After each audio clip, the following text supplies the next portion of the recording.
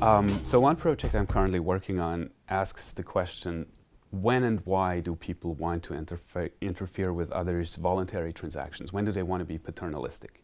There's a lot of examples like that. You can't, for instance, just sell one of your organs in exchange for money, or you can't advertise in most countries sexual services in exchange for money.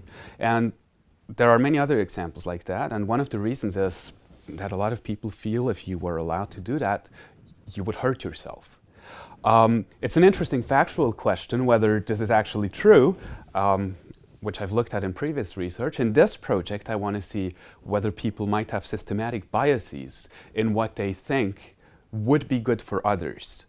For instance, maybe people underappreciate the extent to which others are different from themselves. Everybody should behave the same way that is good for themselves because it happens to be good for themselves. So how could it be bad for you? And so these misperceptions, finding them out, I think this is important. Also, a lot of economists are in a similar situation. We try to change people's behaviors in some way, often based on some idea that we're going to help people be better off if we do that. If that's based on some kind of misperceptions and systematic psychological biases, that would be very important to know.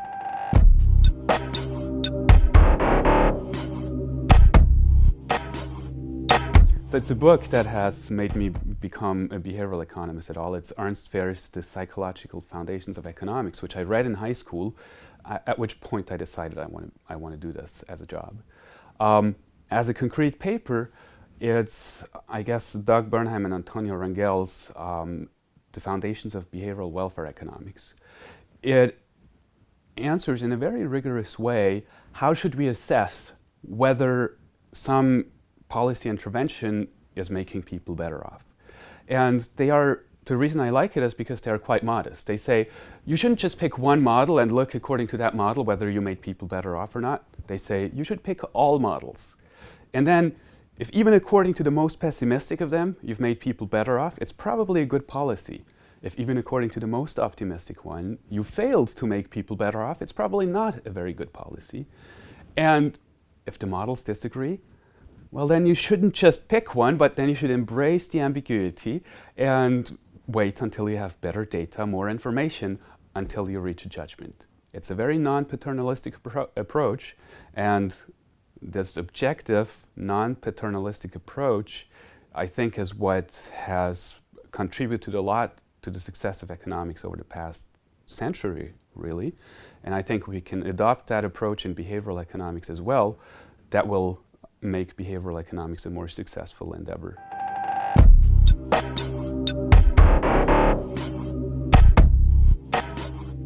Okay, so it's going to sound cheesy, but I think what all economists try to do is to make the world in some way a better place. And one way in which you can try to do that is by helping people make better choices. Now, a really important question and a difficult question is, what is a good choice? If you are not willing to just say choice A is good and choice B is bad, you need to have some systematic way of assessing that. So figuring out something like that is really important. Once we have an idea about what good choices are, figuring out what kind of settings and what kind of policies are conducive to good decision making is the next very important step.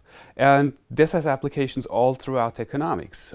If you decide which education to get, if you decide how to save for retirement, and so on, making good choices is really important.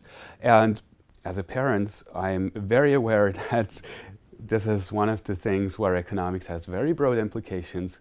Helping my kids make good choices, I think, is one of my main responsibilities as a parent. And so it's really important that economics has good answers to these questions. I'm Sandro Ambuehl. I'm an assistant professor of economics at the University of Toronto.